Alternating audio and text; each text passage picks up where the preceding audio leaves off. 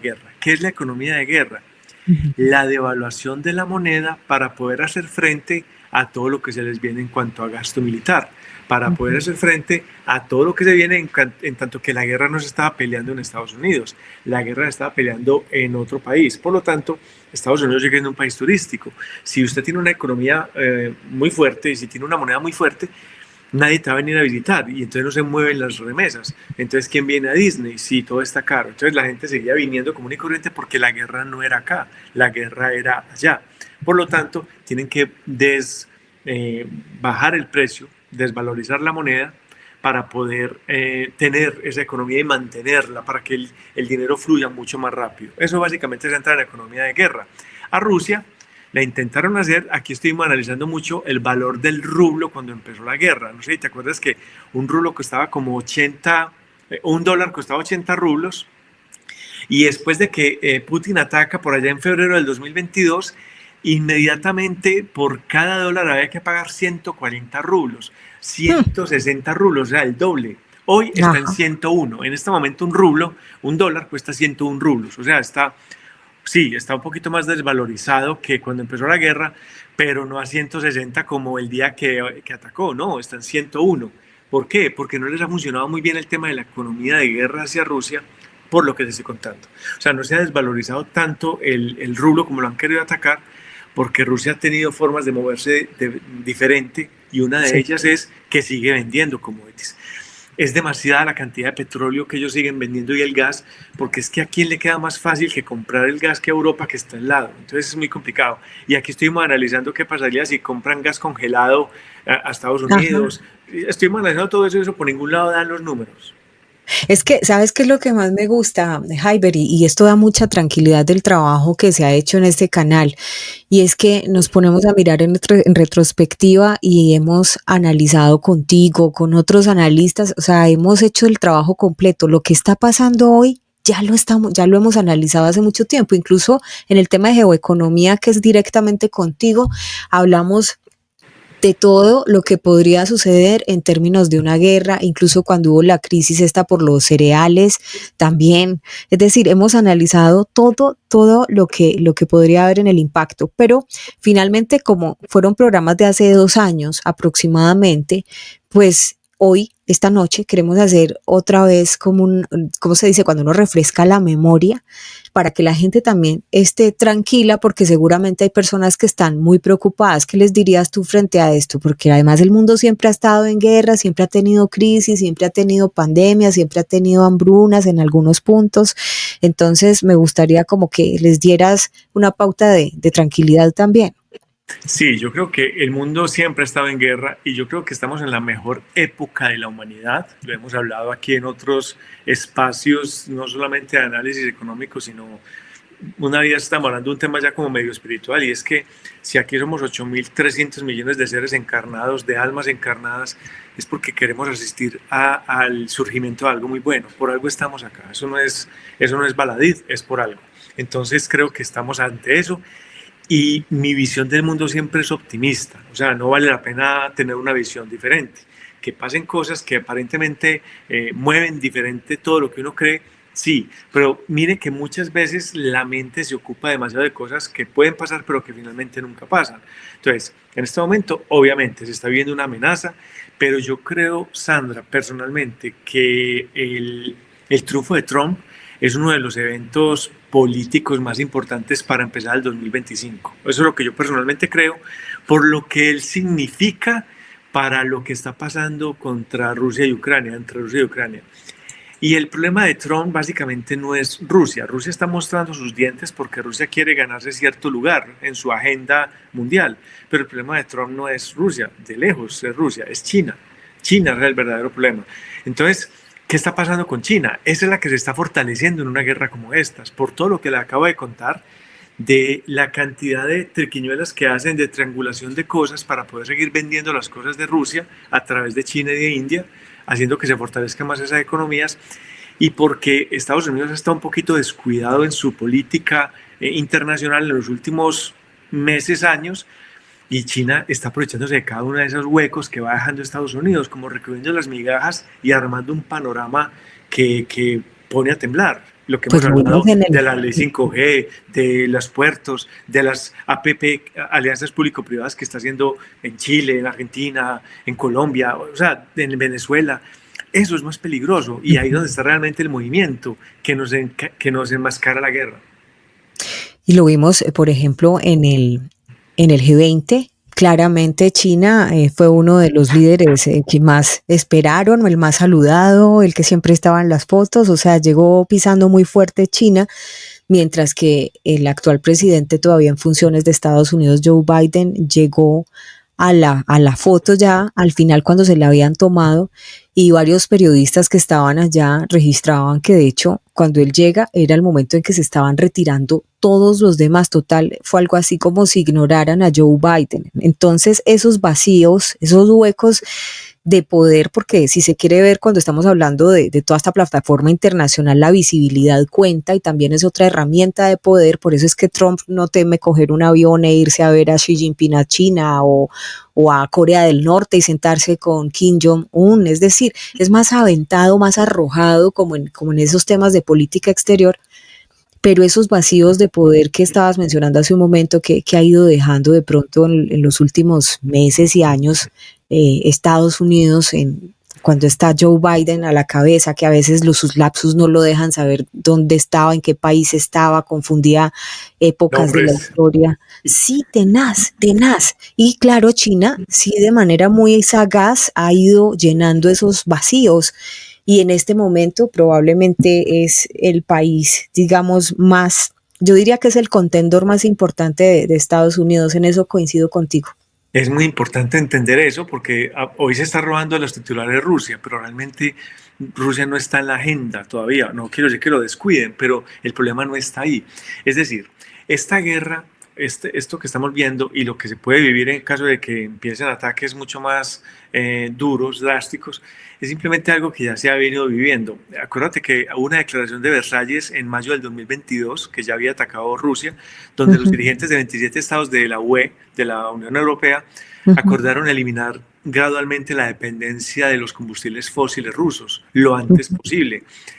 Aquí hemos hablado también del tema energético y es la dificultad que tiene Europa para cambiar o para migrar su tema de desarrollo energético de centrales nucleares, que fueron cerradas muchas, para depender solamente de energía eólica o solar. Y ya hemos hablado de la potencia tan flaca que eso da. Es un flaco favor que se le hace a la energía renovable porque no están preparados, o sea, todavía eso le falta mucha investigación, entonces siguen dependiendo de todo este tipo de energía anterior, fósil. Por lo Claro. tanto, eso es lo que está ocurriendo. Obviamente hay excepciones, como la excepción temporal del petróleo ruso suministrado por oleoducto. Ese sí sigue vigente al precio internacional que se le puso, porque obviamente todo ha subido, aunque en este momento digamos que no es el punto más alto, ni el gas está en el punto más alto, ha estado peor.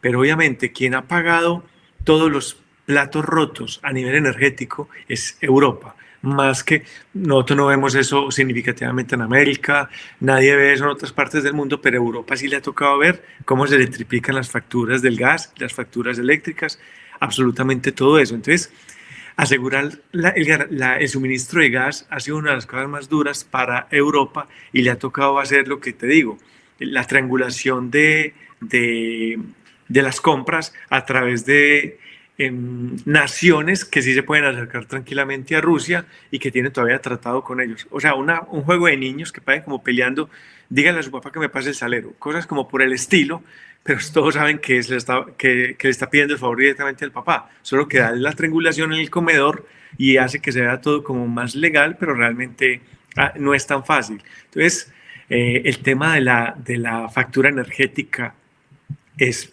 demasiado grande a través de Europa y hace que tenga que hacer frente a elevados precios de la energía. Como les digo, Europa para mí es el que más ha tocado, el tope del precio del petróleo, las subidas bruscas que le ha tocado vivir este 2023, 2024, este año. O sea, todo eso hace que funcione de manera dura para ciertas partes del mundo. El tema de la agresión alimentaria, la seguridad alimentaria, la asequibilidad de ciertos alimentos que obviamente hacen que que uno piense, tenía mucho poder Rusia. ¿Y cómo es posible que 20 y pico de países, casi 30, dependan tanto de un solo Estado? De un Es solo que Estado. lo tiene Hyper y lo digo aún, pues esto complementando un poco lo que mencionabas ahorita, que de pronto, cuando dijiste que Rusia todavía no estaba en la agenda, no, sí está en la agenda. Lo que pasa es que sabes qué pasa desde la geopolítica, porque lo de la geoeconomía está súper bien explicado y por ahí va. Pero ¿sabes qué es lo que pasa en la geopolítica? Que Estados Unidos hasta este momento ha concentrado todos los poderes, es decir, el poder económico, el poder militar, pues es el ejército más poderoso del mundo para este lado, ¿sí? O sea, lo podríamos decir del mundo completamente hasta hace Sí, poco, sí.